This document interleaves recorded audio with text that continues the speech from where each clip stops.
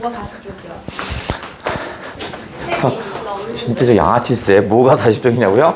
공부할 거 40쪽이다. 이씨. 없어도 상관없어요? 언제는 새삼 속에 언제 뭐 갖고 왔니? 없어서 다 했잖아.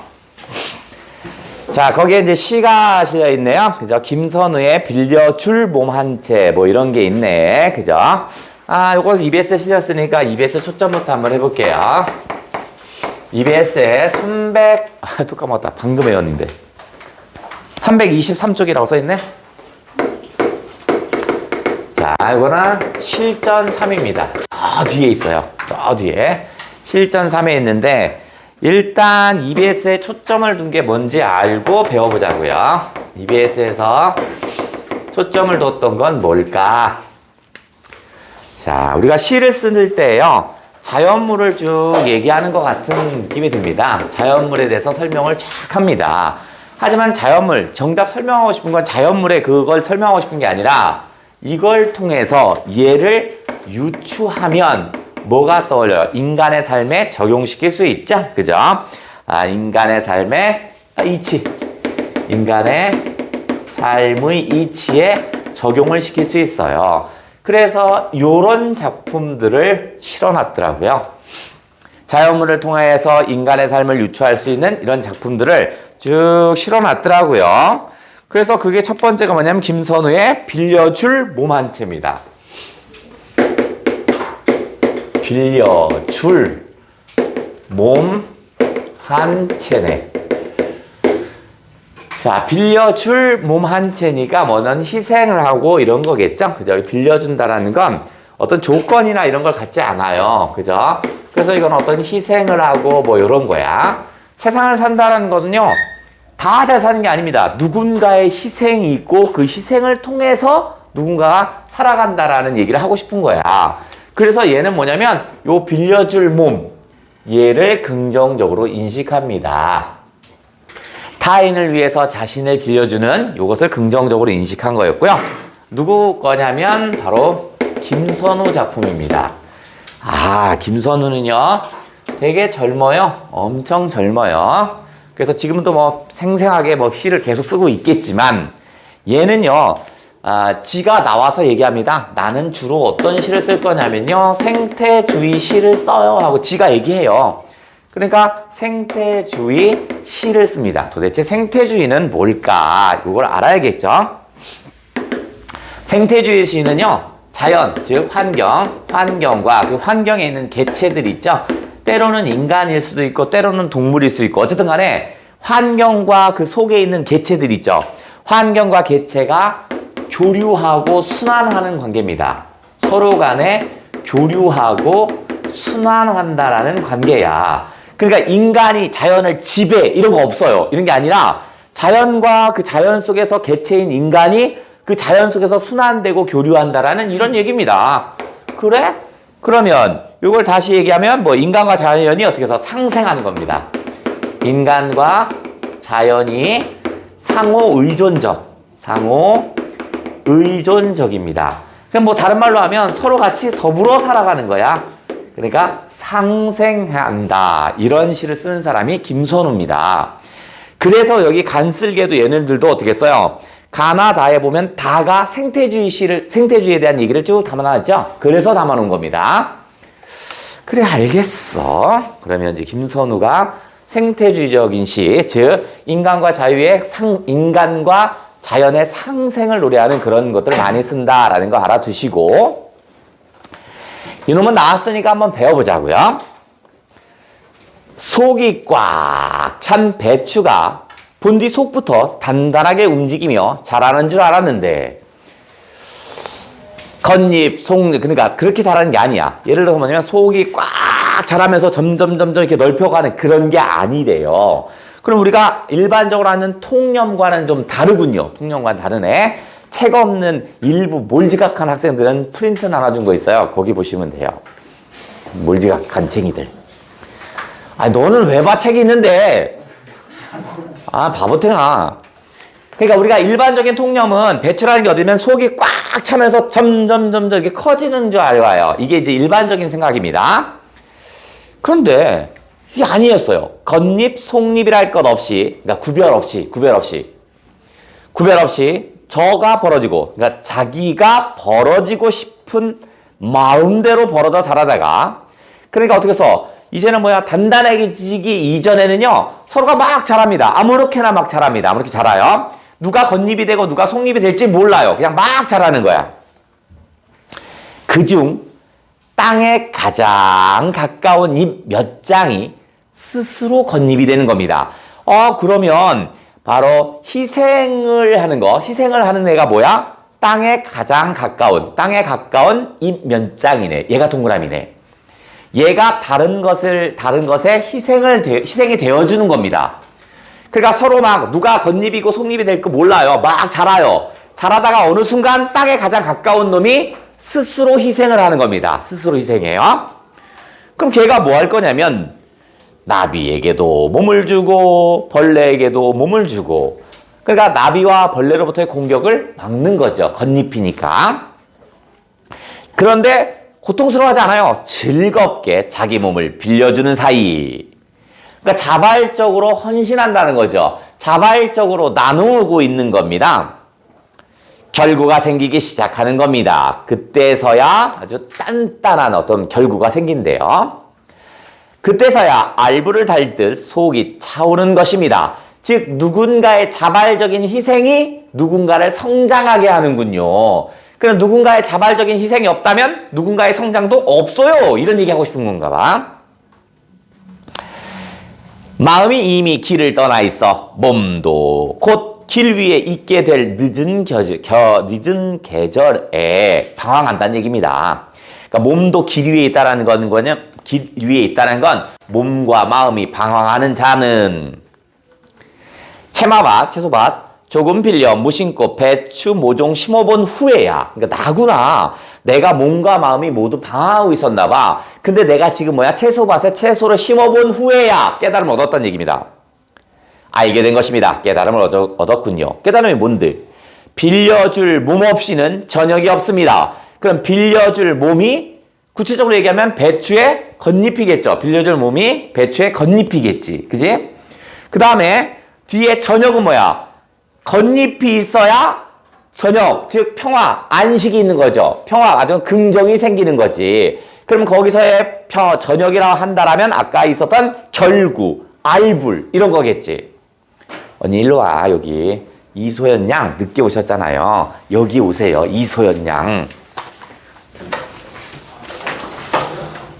그래도 책은 가져오셨네요. 양심은 있으시네요. 우리 일부 몰지각한 애는 책을 안 가져온 애도 있어요. 자, 계속해서 우리 40쪽 하고 있어요. 자, 빌려줄 몸 없이는 저녁이 없다는 걸 깨달은 겁니다. 즉 누군가의 자발적인 희생이 없으면 긍정도 없습니다. 내 몸으로 짓는 공양간 없이는 공양간은 그냥 사전적 의미는 절의 부엌입니다. 절의 부엌이야. 그 불교에 있는 절의 부엌이 공양간이야. 근데 우리가 석가탄신일 이런 데 보시면 어떻게 써요? 그 공양간에서 막 뭘 만들어 오면 사람들 무료로 먹잖아. 그러니까 거기는 자발적인 희생, 나눔 이런 걸 상징하는 거야. 즉 우리 모두는 공양간이 되어야 한다는 얘기입니다. 자발적인 희생, 때로는 자발적인 희생, 나눔이 있어야 한다는 얘기야. 그것이 없이는 등불 하나 오지 않습니다. 등불은 아까 저녁같이 긍정적인 이미지겠죠. 누군가의 자발적인 희생이 있어야 저녁이 있는 거고요. 누군가의 자발적인 희생이 있어야 등불이 생기는 거고요. 이 말이네. 처음 자리에 길은 없는 거였습니다. 그러니까 처음부터 길이 있는 건 아닙니다. 처음부터 너는 자발적 희생의 대상이야. 넌 앞으로 30년 뒤에 무조건 자발적 희생을 하게 되어 있어. 이게 없다고요. 누구나 배추잎처럼 자유롭게 자랍니다. 자유롭게 겉잎, 속잎이 될지 모르고 자라가다가 어느 순간에 어떻게 해서 땅에 가장 가까운 사람이 자발적으로 희생을 하는 거야. 그러면 뭐가? 결구가 생겨요. 이런 얘기인가 봐요. 자, 그러면 요것도 상황을 한번 해보자. 자, 얘는 지금 우리 포인트가 자연물을 통해서 인간의 삶의 이치를 깨달은 다음에 자연물을 뭐가 나왔냐면 배추 얘기가 나왔죠. 배추에 대한 얘기입니다. 자, 배추라는 것은요, 겉잎과 속잎이 처음에는 뭐가 겉잎이 될지 속잎이 될지 모르고 막 자랍니다. 어느 순간 땅에 가장 가까운 게 어떻게 써요? 겉잎이 되어서 어떻게 해요? 자발적으로 희생과 나눔을 합니다. 그죠? 누가? 겉잎이라는 것이. 그러면 어떻게 써요? 그러면 속잎이 자라는 거야. 그죠? 속잎은 뭐야? 여기다 쓸까? 자, 겉잎부터 해볼게요. 자, 겉잎이 자발적 희생을 하죠? 자발적 희생을 합니다. 그래서 뭐야? 벌레, 나비를 막아줘. 나비를 막아줍니다. 그러면 벌레와 나비를 막아주니까 이제 어떻게 했어? 얘가 성장하는 거죠? 속이 어떻게 된다죠? 단단해지고 차오른다고 그랬구나. 단단해지고 차오릅니다. 차올라요. 그래서 그게 뭐라고 했냐면 드디어 결구가 생긴다라고 했죠. 성장한다라는 얘기입니다. 성장한다는 거야. 결국 속잎이 어떻게 됐어요? 성숙하는 거죠. 성장하고 성숙하는 겁니다. 누구에 의해서? 겉잎의 자발적인 희생에 의해서. 그럼 겉잎에 의해서 속잎을 어떻게 하는 거야? 성숙시키는 것을 얘기하는 거군요. 그렇듯이 요거를 어떻게 하는 거야? 인간의 삶에 유추하면 되겠죠. 유추. 뭔데? 인간의 삶을 비유하면 자발적인 희생과 그 다음 뭐야? 나눔의 필요죠. 그죠?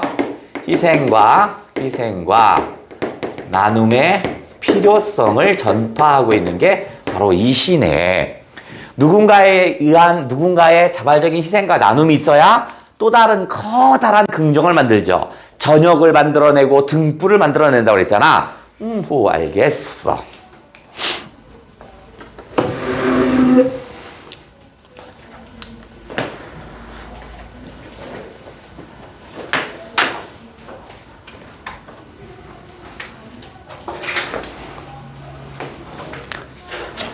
그 다음에 EBS에는 하나 더 실렸어요. 뭐냐면 문태준의 맨발이 실렸어요.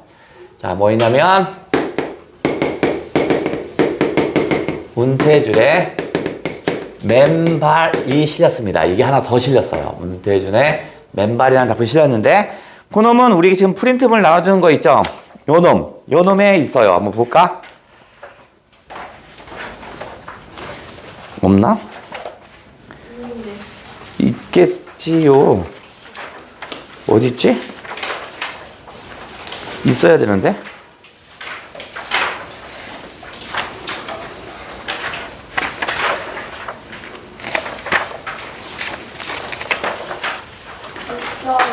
어디에?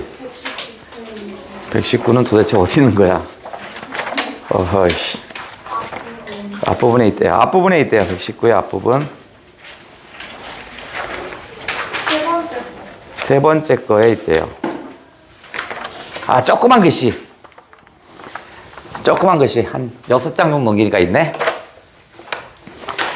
자, 거기에 이상의 가정과 함께 문태준의 맨발이 같이 실렸네요. 자, 한번 볼게요. 맨발은 뭐냐면 삶이 그렇게 평탄한 게 아닙니다.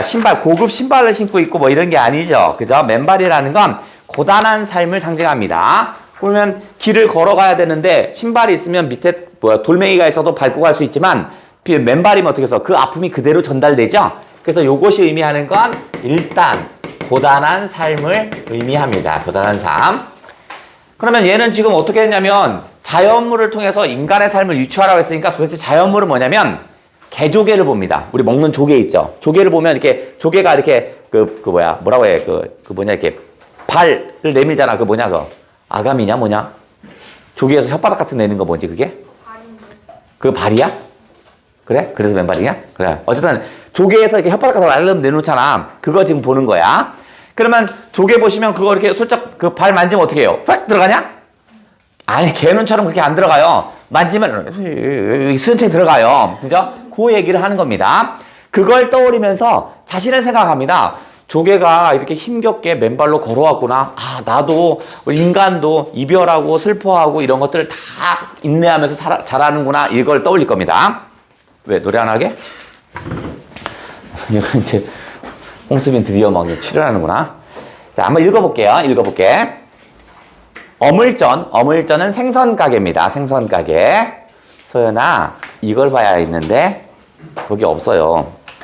어물전 개조개 한 마리가 운막 같은 몸 밖으로 맨발을 내밀어 보이고 있습니다. 맨발을 내밀어 보이는군요. 죽은 부처가 슬피 우는 제자를 위해 관 밖으로 잠깐 발을 내밀어 보이듯이 맨발을 내밀어 보이는 것이 보이고 있습니다. 이거는 뭐 옛날 얘기인데요. 부처가 돌아가시고 나서 제자들이 막 왔잖아. 그래서 제자들을 위로하기 위해서 부처가 죽어서도 제자들을 위로하는 마음으로 관 밖으로 발이 이렇게 슬쩍 나왔대요. 그 얘기를 하는 겁니다. 그러니까 누군가를 위해서 그랬다는 얘기가 마치 부처의 발 같다 이런 얘기입니다. 펄과 물속에서 오래 담겨 부르튼 맨발 고생했다는 얘기입니다. 내가 조문하듯 그 맨발을 건드리자 개조개는 최초의 궁리인 듯 가장 오래하는 궁리인 듯 생각 천천히 발을 거두어 갔습니다.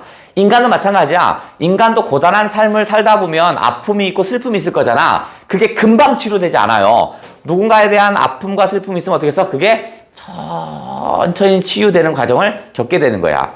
그지, 준혁아? 그러냐? 자, 그 다음에 제일 잘할 거야. 이건 전문가야, 윤준혁이. 저속도로 시간도 길도 흘러왔을 것입니다. 누군가를 만나러 가고, 그렇죠. 또 헤어져서는, 그렇죠. 저렇게 천천히 돌아왔을 것입니다. 물론 아파하고 슬퍼하는데 어떻게 해서 다시 원래의 삶으로 다시 돌아오죠. 그 다음에 또 누군가를 만나러 가고 또 하죠. 늘 맨발이었습니다. 이렇게 고단한 삶을 살아갑니다. 우리 시의 표본이군요. 코중이에요. 아, 뭐라고? 어쩌라고요? 여기 나오잖아. 사랑을 잃고서 새가 부리를 가슴에 물었답니다. 새가 부리를 가슴에 물었다는 건 아픔을 어떻게 써요? 아픔을 귓속에다 감췄나 보죠. 그렇듯이 얘도 어떻게 써요? 조개 껍질이 있으면 그 맨발을 어떻게 해서 이게 보듬어 안았다는 얘기입니다. 가슴에 묻고 밤을 견디듯이 맨발을 가슴에 묻고 슬픔을 견뎠습니다. 그러니까 그 맨발이 바로 뭐겠어요? 바로 불이겠죠. 하고 집에 올 때 부르튼 맨발로 양식을 탁발하러 거리를 나왔을 것입니다. 즉 아버지 입장이었다면 아버지가 어떻게 해서 자식들 먹여 살리러 바깥에 나가서 일하겠죠. 그것이 뭐야? 양식을 탁발하는 것처럼 표현한 겁니다. 그러니까 삶을 사는 게 평탄하게 사는 사람은 없어요. 맨발로 하루 종일 길거리를 나섰다가 가난의 냄새가 벌벌 풍기는 음막 같은 집으로 돌아오면 하고 울던 것들이 자식들이겠죠? 배를 채워 저렇게 캄캄하게 울음을 멎었을 것입니다. 이렇게 쭉 얘기하네. 즉 얘는 어물전의 개조개를 봅니다. 이 상황을 좀 하면 자, 어물전의 개조개를 봅니다. 개조개를 보는데 이 개조개가 어물전의 개조개가 어떻게 써?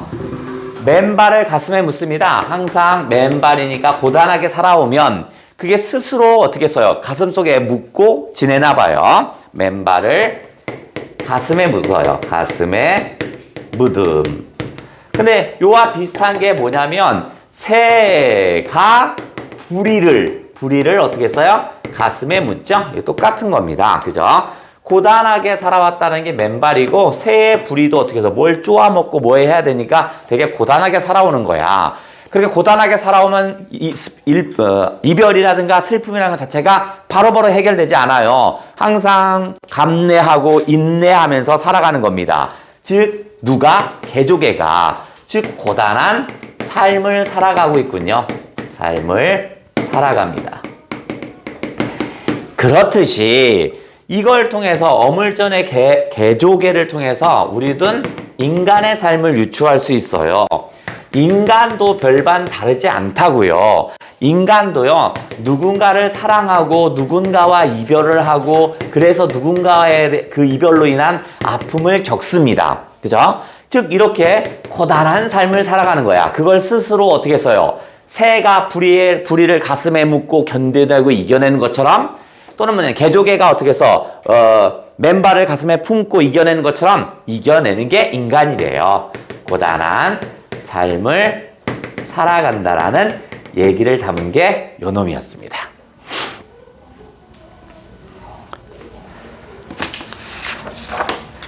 그럼 이걸 통해서 화자가 어물전의 개조개를 보면서 연민의 마음을 느낀 거고, 인간도 어떻게 했어요? 이렇게 고단한 삶을 살아가는 인간에 대한 연민을 표현한 거겠죠.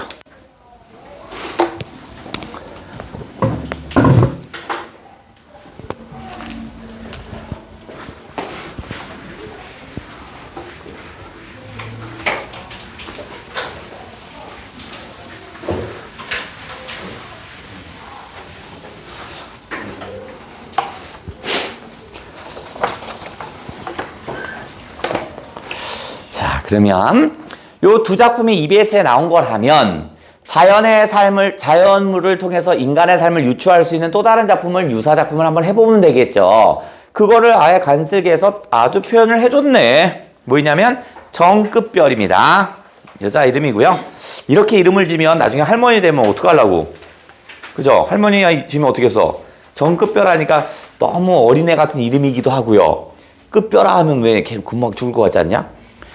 왜 이렇게 이름을 줬을까? 어쨌든 간에 속 좋은 떡갈나무입니다.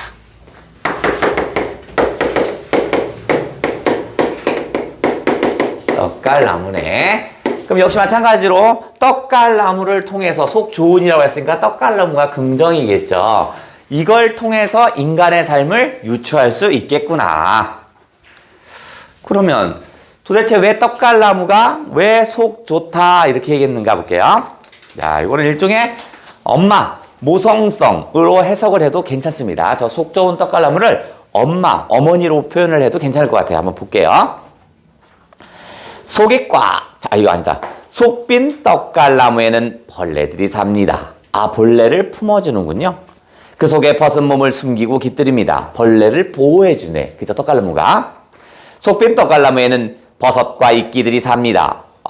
버섯과 이끼들을 보호해주는구나. 그 속에 뿌리를 내리고 꽃을 피웁니다. 떡갈나무는 온갖 좋은 일들을 많이 하네요. 그죠? 그러면 유사한 통사구조의 반복을 통하여, 이거만 해도 되죠? 그죠? 유사한 통사구조의 반복을 통하여 주제를 강조하고 있다. 또는 떡갈나무의 긍정적인 모습을 강조하고 있다. 그럼 벌레 보호, 버섯 이끼 보호. 속빈 떡갈나무에는 딱따구리들이 삽니다. 딱따구리 보호. 그 속에서 뿌리를 갈고 곤충을 쪼아먹습니다. 속빈 떡갈나무에는 박쥐들이 삽니다. 박쥐 보호. 그 속에서 거꾸로 매달려 잠을 잡니다. 속빈 떡갈나무에는 올빼미들이 삽니다. 올빼미 보호. 그 속에서 둥지를 들고 새끼를 깝니다.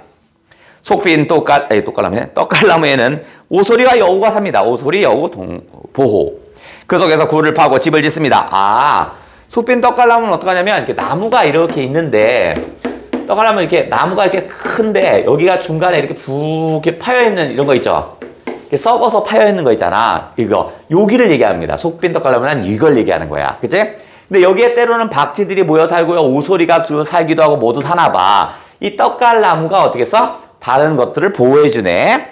수많은 생명체들을 보호해주는 게 이놈이네. 마치 뭐와 비슷하냐면 어머니와 비슷하죠. 그 다음 속빈 떡갈나무 한 그루에 속빈 밥을 먹고 속빈 노래를 듣고, 이리 와라. 앞에 속빈만 쭉 내모쳐 볼게요. 떡갈나무는요 바로 뭐냐면 내 것을 소유하지 않은 거죠. 내가 가진 게 아니라 속이 비었다고 그랬으니까 내가 소유하지 않고 남을 위해 살아가는군요. 이타적인 모습이군요. 속빈 떡갈나무의 속빈, 얘는요 속빈 밥을 먹고 속빈 노래를 듣고 이렇게 한대요. 이타적인 겁니다. 자신이 소유하려고 하는 게 없어요. 남을 위해서 모든 걸 주네요. 엄마네. 속빈 집에 들어 사는 모두 때문에, 아까 위에 썼죠. 벌레, 버섯, 이끼, 딱따구리 뭐 이런 것들. 속빈 채 큰 바람에도 또 버텨주고요. 큰 바람 세모칩니다. 떡갈나무가 속을 스스로 비워서 애들을 보호해주는데, 왜냐하면 큰 바람으로부터. 속빈 채 큰 가뭄에도 썩 견디고, 다시 세모 큰 가뭄. 이 떡갈나무가 자신을 비워서 보호해주는데 뭐로? 가뭄, 바람으로부터 보호해줍니다. 조금 처진 가지로 큰 눈들을 싹 털어내며 큰 눈세모. 그럼 속 빈 떡갈나무가 자기 스스로 속을 비워서 여러 생명체들을 도와주는데 그 이유는 바람과 가뭄과 눈을 막아주려고. 한 세월 잘 썩어내는, 그죠? 잘 썩어야 양이 비죠. 세상 모든 어미들의 속. 아, 얘는 대놓고 얘기했네요. 이게 바로 뭐야? 엄마입니다. 이렇게 얘기했네요. 자, 그러면 상황을 한번 해보자. 자, 세상에는요, 큰 바람이 있고요. 또 뭐도 있지? 큰 가뭄도 있고요. 큰 가뭄도 있고, 그 다음에 눈도 있죠. 세상에 사는 건 그렇게 쉽지가 않아요. 이런 시련, 극한 시련들이 곳곳에 펼쳐집니다. 하지만 작은 생명체들은요, 이것도 괜찮아요. 이겨낼 수 있어요. 왜냐하면 누가 도와줘요? 속 빈 떡갈나무가 보호해줍니다. 떡갈나무가 스스로 자신을 썩혀서 속을 비워요. 그래서 어떻게 써요? 보호해줍니다. 지금 위에 있는 젖다고 들 것들을 보호해줍니다. 누구? 벌레도 있고요. 뭐 이끼도 있고요. 버섯도 있고요. 다양한 생명체들이죠. 다양한 생명체들을 얘로부터 보호해줍니다. 그러니까 속 빈 떡갈나무는 되게 긍정적인 속성이죠. 왜냐면 얘들이 살 수 있게 도와주니까. 이렇게 하다 보니까 속 빈 떡갈나무가 스스로 속을 비워요. 비움. 그러니까 요것은 희생이겠죠. 그러니까 앞에 우리 EBS에 나온 것과 되게 유사하네요. 그죠? 자, 그 다음에 이렇게 속 빈 떡갈나무가 스스로 속을 비워줬기 때문에 얘들이 어떻게 했어? 결국에는 성장과 성숙을 할 수 있는 거지. 그죠? 오케이. 그런데 요걸 통해서 우리가 알 수 있어요. 이걸 통해서 유추합니다. 스스로 속을 비워서 다양한 생명체를 보호해준대? 그렇듯이 유추할 수 있어. 누구래요? 이 세상 모든 어미들의 속이라고 그랬죠? 그러니까 누구? 어머니.